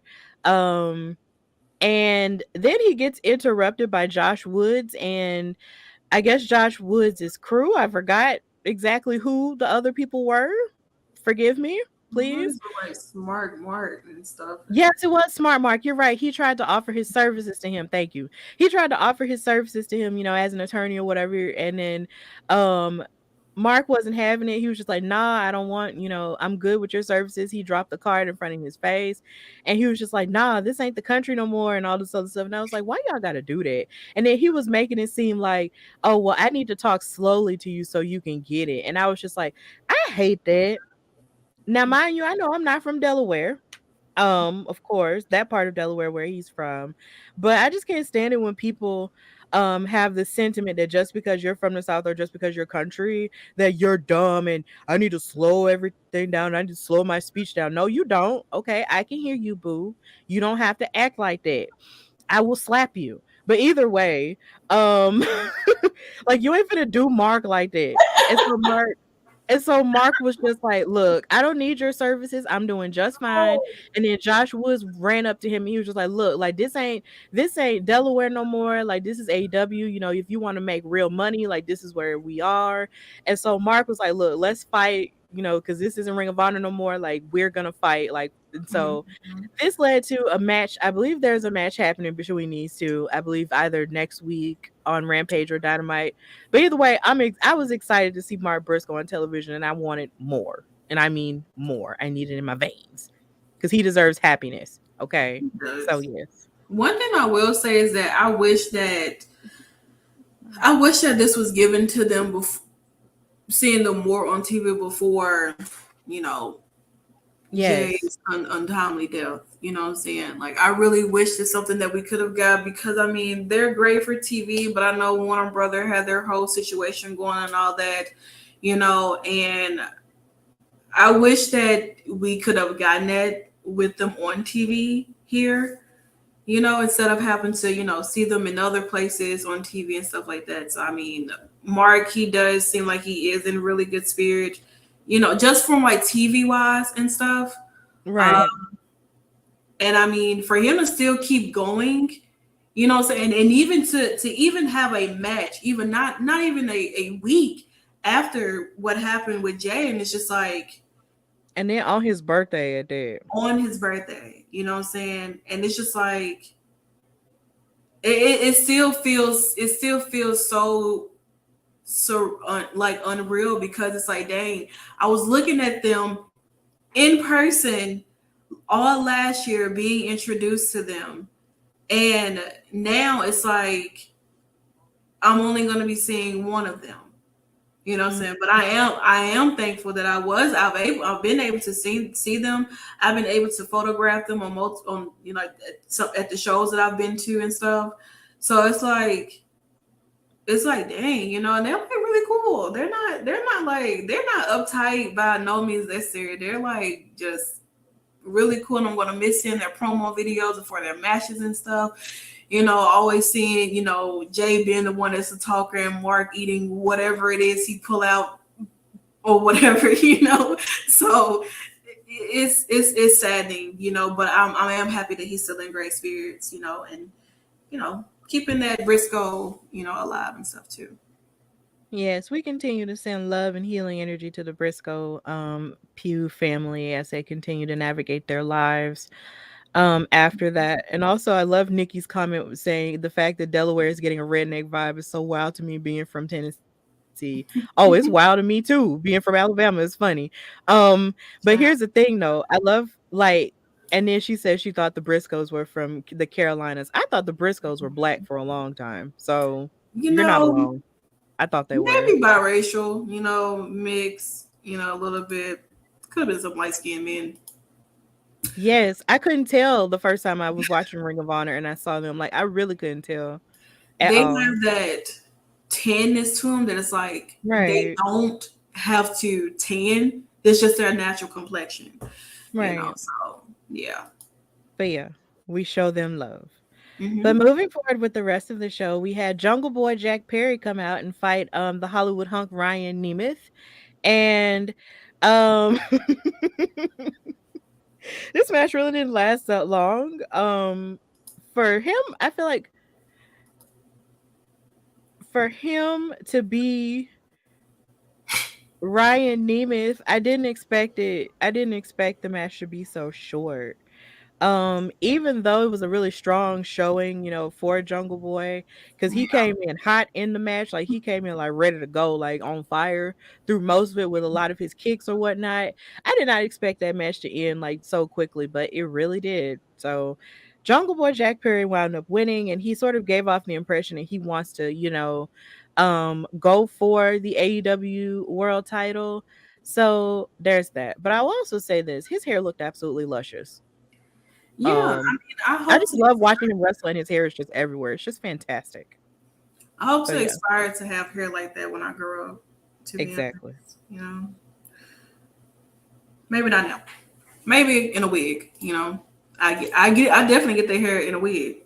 Tell you what. It has to. For me, it has to be blonde. It would definitely be blonde. Because I just love having blonde hair. That was one of the best colors I ever chose for myself. I love being blonde. Go get it? Are you gonna get blonde again if you plan on it? I don't know. If I can make time to go get it done, yeah. Well, see, when I did mine myself, y'all. I don't have time for that. You gotta make time. You gotta make time for this, okay? I left work early to finish my hair, because otherwise, I don't think I can do it. You got it. Listen, you gotta. I promise you, depending on what you want to do, it's not gonna take long. Like, I'm still not done yet. I have to extend these because, I like mine to be booty length. But I'm only 5'3", so my hair is I want to say, if I do a length check, it's in the middle of my back. But once I extend it, and because I'm sitting right now, it's gonna be on the floor. Mm-hmm. I'm dragging a train back here, and I ain't talking about this wagon, but. Shout out to Penelope Ford and her eye makeup. Yeah, her eye makeup really I was love it. giving. And then I also loved her purse because I just love it when I love those purses that are shaped like phones and you can actually use them as a working phone if you plug it into your smartphone. Like those are the cutest. But this is a segment where here again Renee was having an interview with Hangman Adam Page, who was clearly beefing with her husband. So I love how in this segment Hangman was just like, bruh, why am I always interviewing with you when you're clearly, her like this is your husband? Like, Not why does even this keep that. She happening? doing her job. I mean, she is doing her job or whatever, but my thing, and he was just like, is there no one else that could interview me? And I was like, well, dang. But he do have a point, though. Every time he's got something ratchet to say, you know, to John Moxley, it's always her. And my thing is, you ain't finna be talking crazy to my husband, knowing that that's my husband. Like, get somebody else to do it. But either way, he was saying that he didn't like the way that their match ended, and how that was supposed to be the rubber match and how the ending of it was not the greatest. But as he was whining, Kip Sabian, walked up and he was just like, look, I lost to John Moxley just now, but you don't see me whining about it. I'm being a man about it. Like, you need to chill. And then Hangman and Page didn't take too kindly to that. He pushed him, but then Penelope Ford wanted to attack him with the phone. And I was just like, girl, what is the purse going to do? But And she got whatever. a brick in there. She could, but either way. But she had like the receiver phone part up, and I was just like, girl, what is that part gonna do? She'll probably figure out how to make it work. Yeah, but either way, this led to them also having a match. They're going to be fighting each other, I believe, on Wednesday. So that was pretty much the end of that. So we move on forward to the main event for the AEW All Atlantic Championship between Orange Cassidy, the champion, and the firm's Lee Moriarty, with Stokely Carmichael out there wearing a cast, a la Cowboy Bob Orton and so many other people who've worn a cast in wrestling and utilized it to their advantage. Right. Um, they had their promo, of course, and then Danhausen proceeded to give me chuckles because he called the All Atlantic Championship the All Atlantic Ocean Championship. And I was just like, Danhausen never changed because every time you try to say the name of something, you just make me giggle. It's just so funny to me. And he was talking about how he didn't take too kindly to Lee Moriarty challenging him and whatnot. And then Lee Moriarty said that when it comes to Tiger Style, it's a part of him that he unleashes in order to be his fiercest self. So this match took place and it was pretty good for the most part. It was a couple of moments where I really did think that Lee Moriarty could have won, but seeing as this is AEW and they have issues with black men being champions for long periods of time, especially on Black History Month and especially on Wednesday, we're not gonna, but either way, the match was really good. Lee Moriarty actually applied a hammerlock on him, but then Orange Cassidy countered it and took his sunglasses back off of him because there was a point where Lee was being disrespectful and took off Orange's sunglasses and put them on himself. And I was like, sir, you're not him. Don't do that. But Danhausen and Stokely Hathaway, I keep saying Stokely Carmichael, Lord, those are two totally different black men. Stokely Hathaway was out there and messing around with Danhausen, and Danhausen tried to curse him, but then as he cursed him, as he was getting ready to curse him, Stokely used his cast to block him and hurt his hand. And this match was pretty good. Like, it was very technically sound, and like I said, Lee Moriarty looked like he could have won, but Cassidy wound up picking up the win by countering a submission into a roll up. But this submission that Orange Cassidy had, it reminded me a lot of Sasha Banks / Mercedes Moné, and how she used to have in her bank statement, and somebody would try to use their force by moving their body to break out of it, but then Lee Moriarty flips it backwards, and then keeps the submission in hand and keeps it locked in. That's really what it reminded me of. But Orange Cassidy here again did a roll up and won the match, but he wasn't able to celebrate long because he was interrupted by Team Lethal, Jarrett, and then their larger person came out and basically like a distracted Orange Cassidy, and then Jay Lethal and Jeff Jarrett came out and beat him upside the head with the Golden Globe. And of course, after a certain point, after they all were getting attacked, the best friends came back out and then they proceeded to get attacked even more. And that was pretty much it. That was the end. Well, no, that wasn't it. Okay. I was talking him up and then forgot to even mention him at the very end. To make a long story short, the Acclaimed came out to even the odds, and they came out with chairs and everything and tried to even the odds, but the other team ran away from them and they were ready to fight. But yeah, that's how it ended.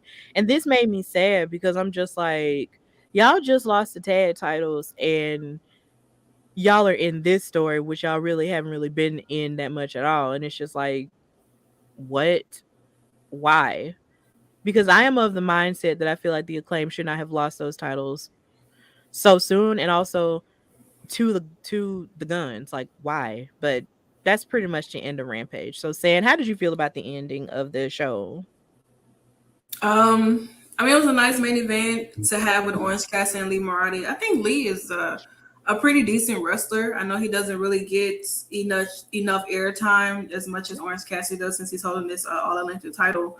But with all of the commotion and stuff that was going on with Danhausen and Stokely, which I thoroughly enjoy seeing Stokely out there. I enjoy seeing Danhausen too because he's just so awkwardly funny in so many different ways. And with Jay Lethal and Double J coming out to attack Orange Cassidy, the best friends coming out, and then you have the Acclaim coming out to help as well. I just feel like the Acclaim is very upset still at the fact that they lost their titles, and I wasn't expecting them to lose their titles, but when that match was a main event for the show, I'm like, it sucks. It does. And I mean, I would hope somewhere down the line they do get a rematch clause, for those tag titles. I didn't know why they would put on the Guns in the first place. But when looking at it, it just looked as if like it was going to happen eventually anyway. I just wasn't expecting for it to happen on just a regular Dynamite show, even though it's like all the champions were defending their titles. But I mean, this was a way to close out Rampage, and just gotta figure out what happens with, Orange Cassidy, who his next opponent is going to be, because it seems like seems like Orange Cassidy only defends his titles on Rampage and nothing nowhere else. So I don't know. I just have to see. Joseph said TK confirmed 5 minutes after the show that he booked an 8-man tag for Dynamite. Orange Cassidy, Billy Gunn, and the Acclaim versus Sanjay and his crew. All right, then. We know this is going to take up the rest of the show. Nikki said I knew they were dropping. I'm happy for the Ass Boys.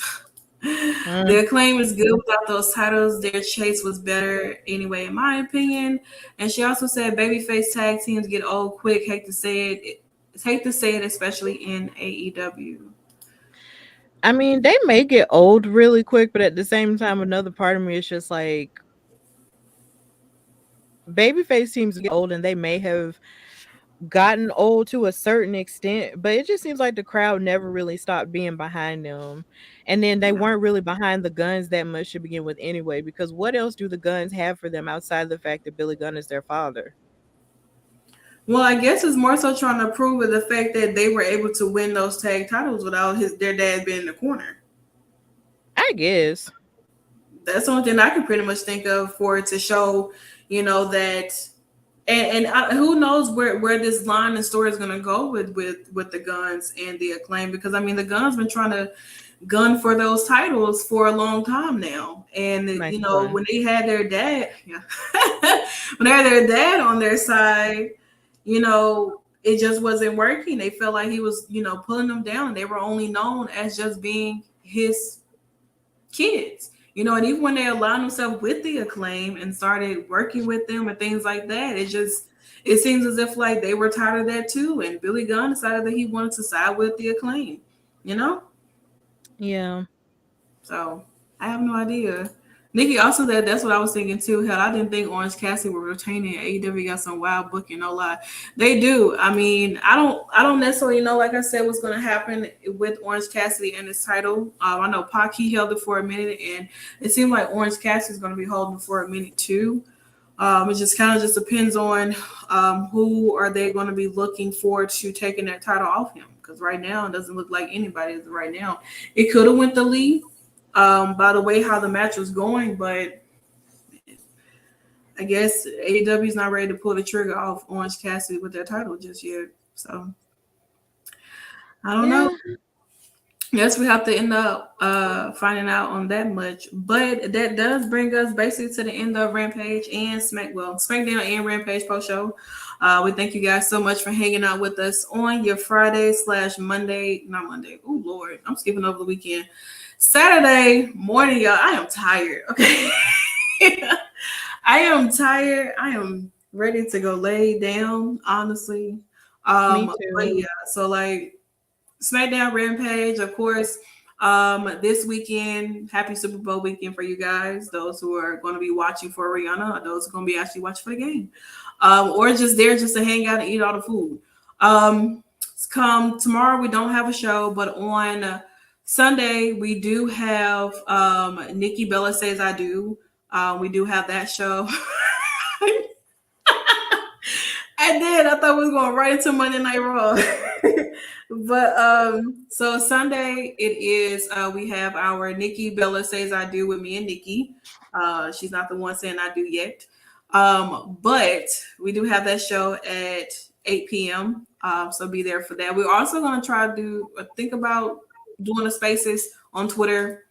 Haven't really thought about that yet, but we're going to start doing Twitter spaces soon on Women's Wrestling Talk for you guys. Just kind of so you guys can get familiar with the host and stuff, and get familiar about who we are, what we do, because I feel like we don't really talk to you guys that much, and outside of on here. So we're going to try to do something like that, and and then we roll into Monday for the go home show for Elimination Chamber. We talk about Monday Night Raw.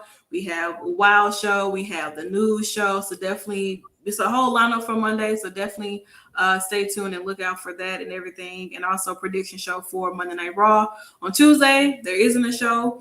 But on Wednesday, we do have also the news again and AEW Dynamite post show with Al and I think her name is Aisha. I think I'm butchering it, but don't want to butcher it. But yeah, they do AEW Dynamite on Wednesday, and then and then on Thursday, of course, it is Women's Wrestling Army NXT post show, and of course, you close out your Thursdays with the Salt Shakers, Nikki and me for Impact Wrestling. And then come Friday, of course, it's the news, and then we close out within a late show with me and Stephanie for SmackDown and Rampage. It also will be the go home show for Elimination Chamber. But Elimination Chamber is also not next week. Battle in the Valley is too.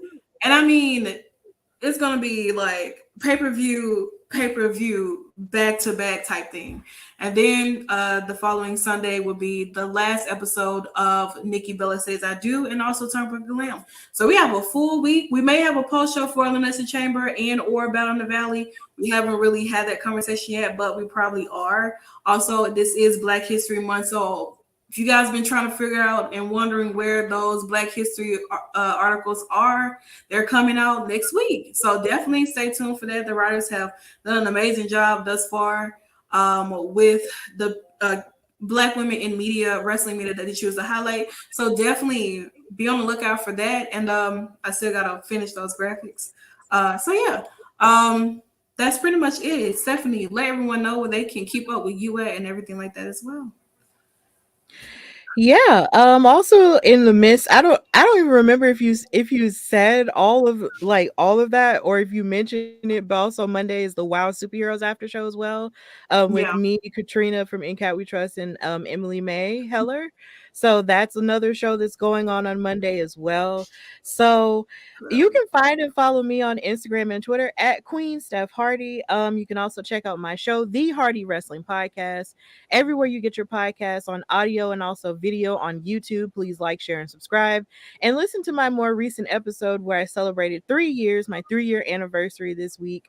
And also be on the lookout next week, because I will be celebrating Black History Month by collaborating with some of the best best Black podcasts out there. And the first one will be the Black Wrestling Podcast. And I'm really excited because they are sort of pioneers. They are pioneers, in this space. And I'm glad to be able to talk to them about the evolution of Black wrestling, where we are now, and of course, where we have been. And I will continue to make announcements, as everything gets official and ironed out.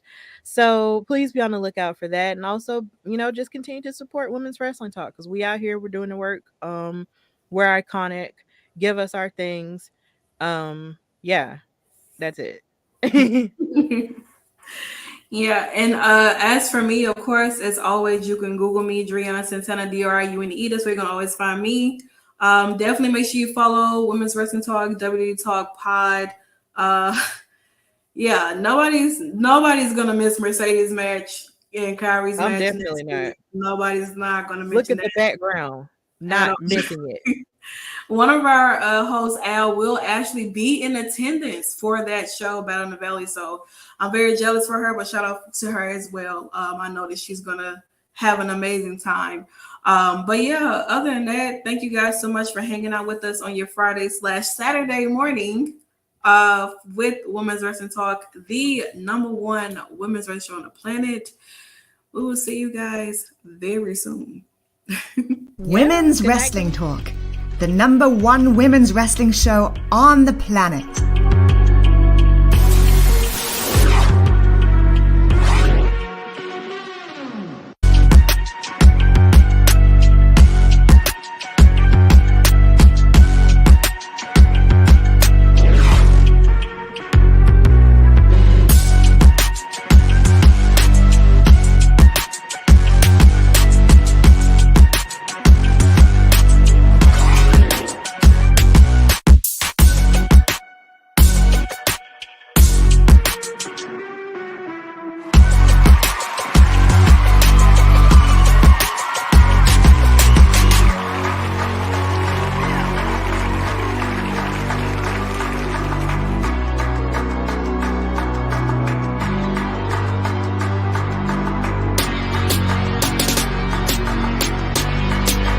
Women's Wrestling Talk, the #1 women's wrestling show on the planet.